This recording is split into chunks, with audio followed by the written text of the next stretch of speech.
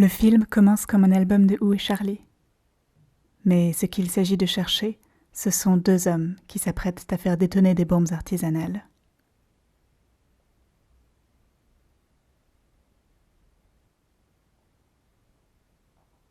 La première fois que j'ai vu ce film, j'ai rapidement compris que ce que le cinéaste voulait montrer, ce n'était pas tant les images de l'attentat que la manière dont les internautes les ont analysées sur le forum reddit.com dans les 48 heures qui ont suivi.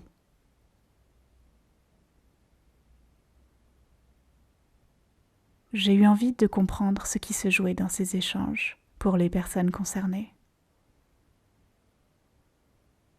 J'ai trouvé un texte de Jason Mittel qui décrit la manière dont certains internautes se rassemblent sur des forums pour décortiquer des images dans leurs moindres détails.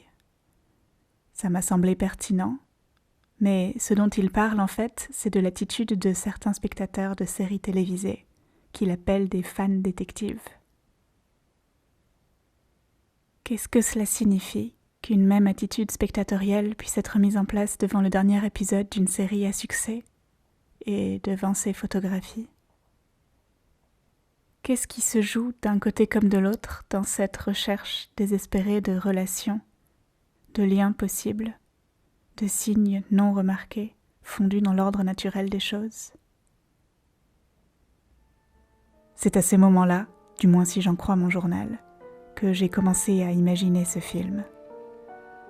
Un film dans lequel je raconterai mes recherches à partir du film de Chris Kennedy et où l'on me verrait progressivement prise à mon tour par cette frénésie analytique.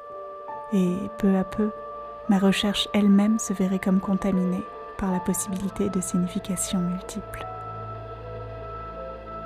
Alors je me suis mise au travail.